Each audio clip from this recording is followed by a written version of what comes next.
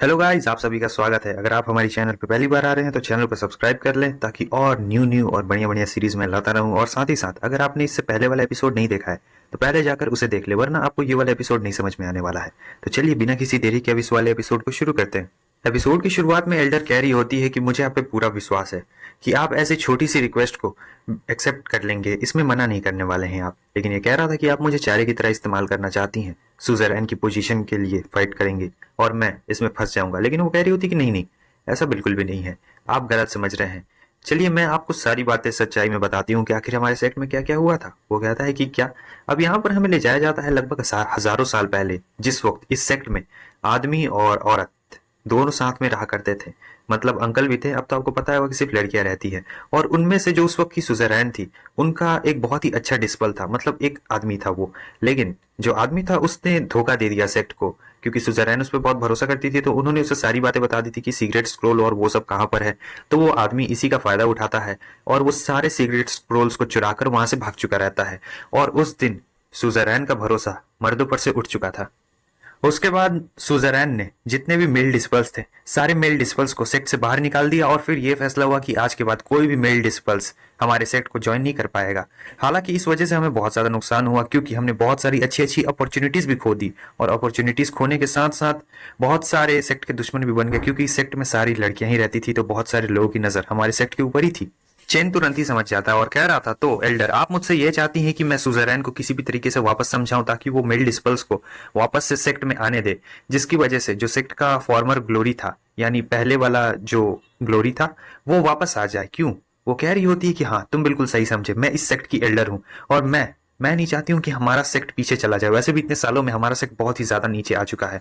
भले ही तुम्हें कोई भी मेथड इस्तेमाल करना पड़े, भले इसके लिए दुनिया तुम्हें मार ही क्यों न डाले, लेकिन तुम किसी भी तरीके से जाओ और उसे समझाओ, क्योंकि मैं नहीं चाहती हूँ कि अब हमारा सेक्ट और भी नीचे जाए।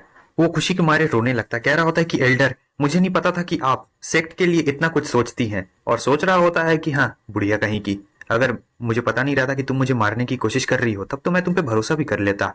और यहाँ पर वो कह रही होती, एल्डर क्या यंग मास्टर आप हमारी मदद करने के लिए तैयार है? वो कहता है हाँ हाँ क्यों नहीं, और सोचता है चलो सर हिला दिया जाए, जो होगा आगे देखा जाएगा, देखते हैं कि ये कौन कौन सी ट्रिक्स का इस्तेमाल करती है। फिर कहता है लेकिन एल्डर एक दिक्कत है, सुजरैन मुझे भी जरा भी पसंद नहीं करती है और वो मुझसे बहुत ज्यादा नफरत भी करती है। मुझे नहीं लगता है कि उसे मैं मना भी पाऊंगा, क्योंकि उसे मनाना बहुत ही ज्यादा मुश्किल होने वाला है। एल्डर कहती है कि आप जरा भी चिंता मत करिए यंग मास्टर, हम अपने लोगों से आपके लिए सारे अरेंजमेंट्स करवा देंगे और यहाँ तक कि अपने कुछ लोगों को तैनात भी कर देंगे, वो आपकी मदद करेंगे। ये मैटर सिर्फ मेरे और आपके बीच में ही रहना चाहिए और इस चार दीवारी के अंदर। मैं आपसे यही उम्मीद करती हूँ कि इस कमरे से बाहर जाने के बाद आप इसके बारे में किसी से भी बात नहीं करेंगे, और जब भी बात करेंगे हमसे या बाहर में तो बड़े संभल के बात करेंगे। वो कहता है कि ठीक है। और फिर अगले सीन में इधर हमें एक सिस्टर को दिखाया जाता है, जिसे दो सिस्टर मिलकर बहुत ज्यादा ही परेशान कर रही होती है। वो दोनों कह रही थी क्या तुमने उसे चुराया है? ये सिस्टर कह रही थी कि नहीं मैंने उसे नहीं चुराया है, तुम दोनों मुझ पर विश्वास क्यों नहीं करती हो? वहां से चैन गुजर रहा होता है, तब उसकी नजर उस सिस्टर पे पड़ती है और वो उसे देखकर समझ चुका रहता है कि ये वही सिस्टर है जिसने इस बॉडी के ओरिजिनल मालिक की जान बचाई थी जब वो लगभग मरने के कगार पे आ गया था। फिर वही उसे उठा के इस सेक्ट में लेकर आई है, मिस्टी सेक्ट में। और यहाँ तक कि सिस्टर ने इस बॉडी के ओरिजिनल ओनर को बहुत ज्यादा ख्याल भी रखा था। वो दिन रात इसी के पास बैठी रहती थी ताकि इसकी तबीयत में कुछ सुधार आ सके। लगता है अभी ये बहुत बड़ी मुसीबत में फंस चुकी है, क्या मैं इसकी मदद करने के लिए जाऊं? तब तक यहाँ पर एक अजीब सा बीस्ट निकल चुका रहता है जो कि एग एग कर रहा होता है। और वो कह रही होती है कि आखिर तुम इस वक्त बाहर क्यों निकल गए, जाओ अंदर जाओ। अब यहाँ पर इसे गुस्सा आ रहा होता है, ये कह रही होती है तो तुमने इसे वो सारे पिल्स खिला दिए, तुमने वो सारे पिल्स इसे खिला दिए चुरा कर। और यहाँ पर वो जो एग रहता है बहुत ज्यादा गुस्सा कर रहा होता है, उस सिस्टर पे कह रहा होता है कि मैं तुम्हें मार दूंगा। अब यहाँ पर इसे गुस्सा आता है, कह रही होती है कि क्या कहा तुमने, तुम्हारी इतनी हिम्मत, तुम ये कहना चाहते हो कि तुम मुझे मारोगे? अब ये सब देखकर चैन एकदम सतर्क रह चुका रहता है, पता चल जाता है कि अब हमला होने वाला है। फिर हमला हो जाता है, अचानक से कुछ ज्यादा ही हमला हो रहा होता है। फिर कुछ सेकंड के बाद हमें दिखाया जाता है कि ये दोनों बिल्कुल ठीक रहते हैं और इन्हें एक खरोच तक नहीं आई रहती है। फिर यहाँ पर चैन आ चुका रहता है, पूछ रहा होता है सिस्टर आप ठीक तो है ना? और फिर ये दोनों लड़कियां भी सतर्क हो चुकी रहती है, क्योंकि इन्हें तो पता ही रहता है कि ये कौन था। और फिर चैन उस लड़की के हाथ में उस पिल को देखता है और सोच रहा था अच्छा तो ये सारा मैटर बस इस पिल के लिए था। फिर वो जो सिस्टर रहती है चैन से कह रही होती है कि यंग मास्टर आपको तुरंत ही यहाँ से चले जाना चाहिए, अगर सीनियर सिस्टर को इसके बारे में पता चल गया तो वो बहुत ज्यादा ही गुस्सा करेंगे आप पर। चैन उससे कहता है कि नहीं तुम जरा भी चिंता मत करो, यहाँ पर मैं तुम्हें परेशान नहीं करने आया हूँ और तुम लोग को कुछ भी नहीं होने वाला है। फिर यहाँ पर ये लड़की कह रही होती है कि तुम यहाँ पर क्या कर रहे हो? चुपचाप यहाँ से निकल जाओ, या फिर तुम दोनों के बीच में कुछ चल रहा है और इसलिए तुम इसकी मदद करने के लिए आए हो। ये कह रही होती है सिस्टर की नहीं, ऐसी कोई भी बात नहीं है। मगर जो चैन रहता है वो कहता है कि हाँ चल तो रहा है, लेकिन इसके और मेरे बीच में नहीं। तुम्हें पता है मैंने तुम्हारी स्विट्जरलैंड की जान बचाई है। और फिर वहां पर ये सब हो गया था, वो बताता है वो सारा किसिंग वाला सीन। ये कह रही होती है कि नहीं तुम ये सब क्या बकवास कर रहे हो, ये सब झूठ बोल रहे हो तुम। ये कहता है कि देखो चुपचाप यहाँ से निकल जाओ, वरना मैं जाकर उसे बता दूंगा कि तुम इसे लूटने की कोशिश कर रही थी, और फिर तुम्हें पता है ना कि तुम्हारे साथ क्या होने वाला है।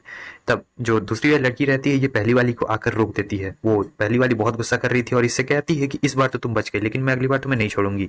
चैन उससे कह रहा होता है तुम चुपचाप यहाँ से निकलती हो या फिर मैं तुम्हें धक्के मार कर निकालूं। अब वो उससे बहुत ज्यादा गुस्सा आ जाता है, क्योंकि ये थोड़ी सी नकचड़ी भी रहती है और कह रही होती है कि तुम्हारी इतनी ज्यादा हिम्मत। फिर ये अपने पावर को बढ़ा लेती है, कह रही होती है कि तुम आखिर होते कौन हो, एक स्वीपर। उसकी इतनी ज्यादा हिम्मत जो हमारे जैसे हाई स्टेटस वाले लोग को बताए कि हमें क्या करना चाहिए। यहाँ पर ये भी अपनी पावर बढ़ा लेता है और कह रहा था कि तुम्हें दूसरे लोग का ऑक्यूपेशन का मजाक बनाना बहुत ज्यादा पसंद है, क्यों है ना। चलो आज मैं तुम्हें अच्छी तरह के सबक सिखाऊंगा। लेकिन जो दूसरी वाली लड़की रहती है वो थोड़ी समझदार रहती है। वो पहली वाली के कान में बोल रही होती है कि मुझे नहीं लगता है कि हमें इस बंदे से पंगा लेना चाहिए, क्योंकि इसका स्टेटस थोड़ा सा अलग है हमारे सेक्ट में, और अगर हम लोग इससे पंगा लेंगे तो मुझे इस बात का डर है कि अंत में हम लोग बहुत बड़ी मुसीबत में फंस जाएंगे। वो लड़की शांत हो चुकी रहती है, लेकिन गुस्सा तो आ रहा होता है। सोच रही थी कि क्यों अभी अचानक से क्यों। फिर वो सिस्टर के पास जाती है, उसे उसके पिल्स दे देती है और कह रही होती है कि मुझे माफ करना, चली जाती है। अब यहाँ पर जो सिस्टर रहती है कह रही होती है कि सन आपका बहुत बहुत शुक्रिया मेरी जान बचाने के लिए। वो कह रहा था कि नहीं शुक्रिया आधा तो मुझे आपका करना चाहिए। अगर उस वक्त आपने मुझे नहीं उठाया रहता और इस सेक्ट में नहीं लाई रहती, तब पता नहीं मैं तो अभी तक मर चुका रहता। और वैसे भी मुझे आपका नाम भी अभी तक नहीं पता है। तब सिस्टर उसे अपना नाम बता रही होती है। इसका नाम होता है मी लियू ली, जो कि बहुत ही ज्यादा डिफरेंट टाइप का नेम रहता है। और फिर ये पटाने की कोशिश कर रहा होता है, उसके नाम की तारीफ कर रहा होता है कि बिल्कुल बर्फ की तरह प्योर, साफ, खूबसूरत, जन्नत, और भी बहुत बोलता है। और कह रहा होता है कि प्लीज आप मुझे सन मत बुलाया करिए, मेरा नाम है चेन।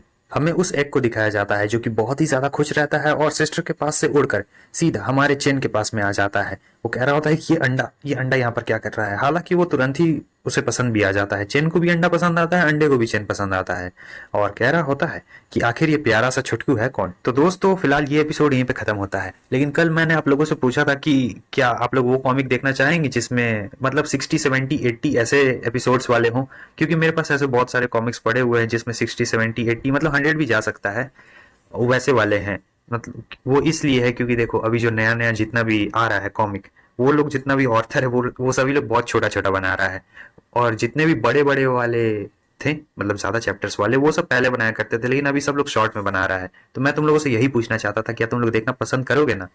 और एक और बात, अगर तुम्हारे पास कोई कॉमिक का सजेशन है, लेकिन वो सिर्फ चाइनीज वाला होना चाहिए, कोई कॉमिक का सजेशन है तो तुम लोग दे सकते हो। हाँ तुम लोग में से ज्यादातर लोग वो वाला दे देते हैं जो पहले से एक्सप्लेन किया हुआ रहता है, या फिर 50-60 चैप्टर के बाद एक्सप्लेन करके छोड़ दिया रहता है। तो मैं वो सब वाला नहीं करने वाला हूँ, क्योंकि उस पर व्यूज तो ऐसे भी नहीं आने वाले। कोई ऐसा बताओ जो किसी ने कंप्लीट ना किया हो, क्योंकि डेली वीडियो लाता हूँ। इसी बात पे एक लाइक कर देना, और यहाँ तक वीडियो देख रहे हो तो जरा एनिमे एक्सप्लेन्स तो लिख देना, ताकि पता चले कि हाँ तुम लोग यहाँ लास्ट तक वीडियो देखते हो।